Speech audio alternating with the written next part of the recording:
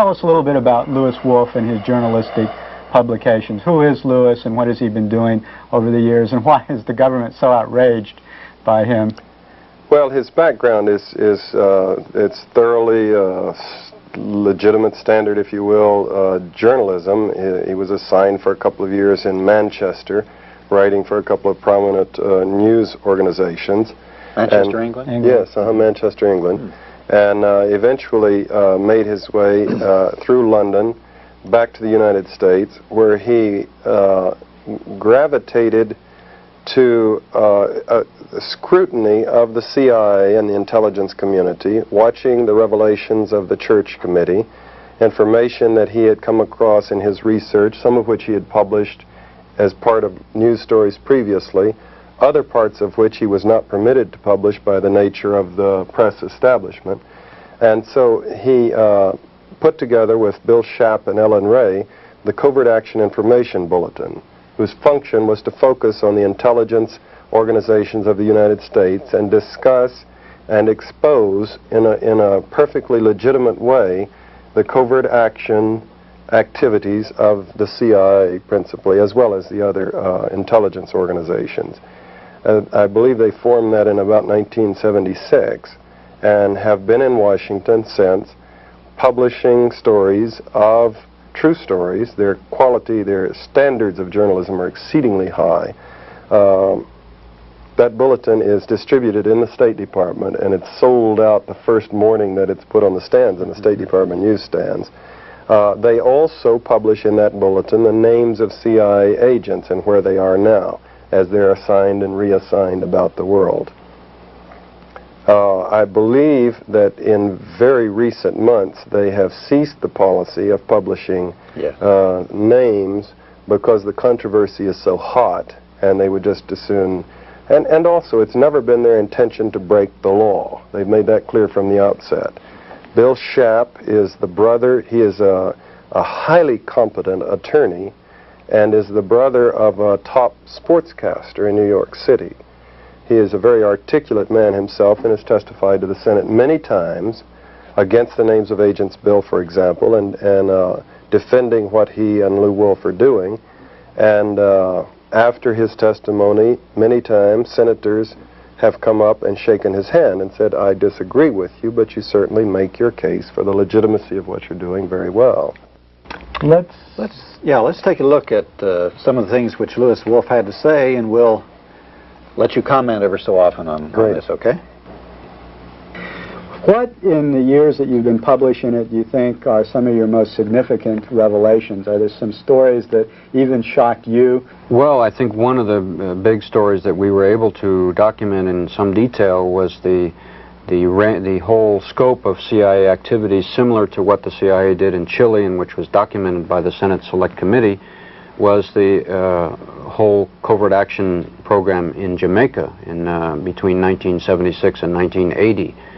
And we did a great deal of research into that, and we discovered in many ways a very similar program, almost a classic model that was followed along the lines of what they did in Chile, including three major categories: military, paramilitary activity, the use of propaganda in the media, and the third one, which was economic warfare, using the multilateral organizations, the International Monetary Fund and others, to withhold loans which had been promised to the Jamaican government.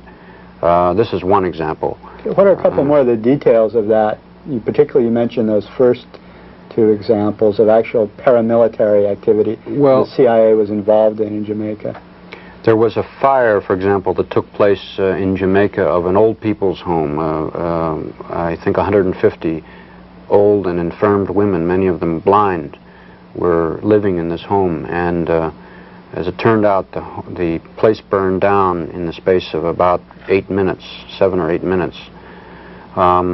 It was discovered that the phone wires had been cut and that the exits had all been blocked. Even those who could see their way out could not get out. And that the means by which the fire was set was the use of a petroleum jelly, which was unavailable in Jamaica. This was one indication, among others, that there was outside help Why would the CIA, you might ask, why would the CIA want to murder 150 old women? It was because it was an effort, part of a very large-scale effort to discredit the government in Jamaica, which was at the time headed by Michael Manley, the Prime Minister. There were images produced of Michael Manley in the media, in the Daily Gleaner, which was the newspaper which the United States, through the CIA, helped to support. And there is a good deal of evidence of that. There were images of Michael Manley showing a death mask. I mean, it was his face which had been somehow made to look like a death mask, although it was pretending to be a photograph of him. And there were many ways to try and discredit him. This is very, very similar, in fact, to what the CIA did to try and discredit Salvador Allende in Chile. If you remember, Richard Nixon instructed the CIA in a meeting which was in 1970 in the White House, and there was a document in the Senate report which is reprinted, and he said, "Make the economy scream." Those were his words. And that's, of course, what the CIA proceeded to do in Chile, and that's what they also did in Jamaica. They also furnished a lot of munitions and assistance to the terrorist squads that were going around killing people in the cities and also in the countryside in Jamaica as well. That's correct. Well, John, you had a trip down to Jamaica, and you saw a lot of these things about Jamaica with your own eyes, right? Yes, indeed. A very moving, a very interesting trip to me to see a target country at a time in the height of a CIA operation when I was completely outside. So there's no way that I could see the problem that journalists have always had when the U.S. government was targeting on a country in a situation, trying to destabilize it, overthrow or manipulate the elections or whatever, of trying to figure out what's going on when you don't have access to all of the flow of cables and the discussions in National Security Council meetings and whatnot for the planning. I observed that from published information, the CIA station there was quite large for that size of a country. It was huge, in fact. It was bigger than any station I knew of in Africa, although Jamaica was a fairly small island with 2 million people. That's typical of when the CIA has got a big operation going in a place. They beef up the station and beef up the offices back stateside. The tone and flow of articles in the Gleaner was, of course, as Lou says, definitely a chapter out of Chile or a chapter out of the Angolan operation.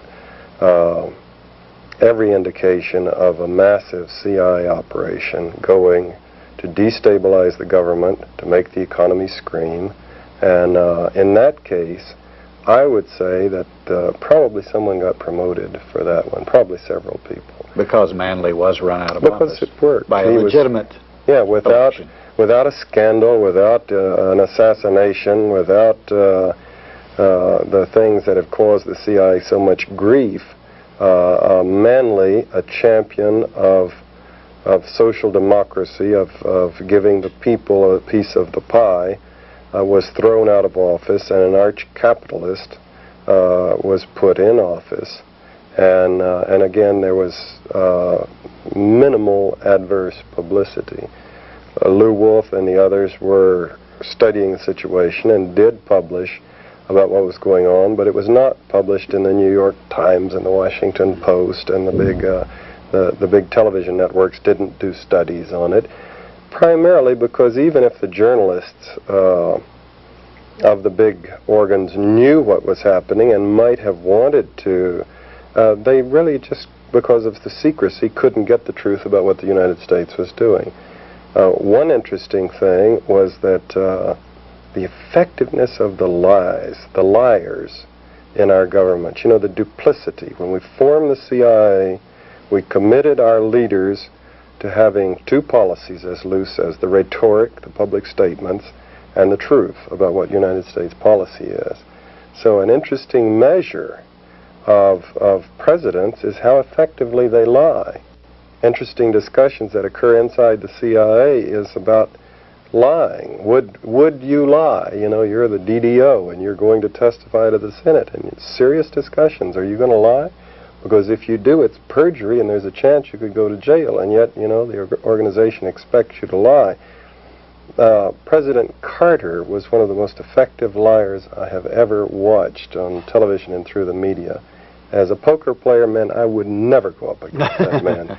He could look at that camera and say things that obviously he knew were completely and totally false. And I would study his expression, and I could detect nothing except occasionally a little wisp of a smile that wasn't consistent with what he was saying, like he thought it was funny. But one of his more classic tick, actually. Yeah, well, the smile that I was referring to wasn't that. It was just a kind of like he was repressing a grin, like he thought it was funny. How he rationalized these things, I don't know, but one of his most conspicuous lies was when he sat down with Manley just a few weeks before the elections in Washington and told him face to face that the CIA, don't have the CIA doing anything to destabilize you or your government. We have no such program going, when obviously he did. And he pulled it off to the point where even Manley was troubled. Very effective liar. Manchester, writing for a couple of prominent news organizations. Manchester, England? Yes, Manchester, England. And eventually made his way through London back to the United States, where he gravitated to scrutiny of the CIA and the intelligence community, watching the revelations of the Church Committee, information that he had come across in his research, some of which he had published as part of news stories previously, other parts of which he was not permitted to publish by the nature of the press establishment. And so he... Tell us a little bit about Louis Wolff and his journalistic publications. Who is Louis, and what has he been doing over the years, and why is the government so outraged by him? Well, his background is it's thoroughly legitimate, standard, if you will, journalism. He was assigned for a couple of years in Manley. Put together with Bill Schaap and Ellen Ray the Covert Action Information Bulletin, whose function was to focus on the intelligence organizations of the United States and discuss and expose in a perfectly legitimate way the covert action activities of the CIA principally, as well as the other intelligence organizations. I believe they formed that in about 1976 and have been in Washington since, publishing stories of true stories. Their quality, their standards of journalism are exceedingly high. That bulletin is distributed in the state.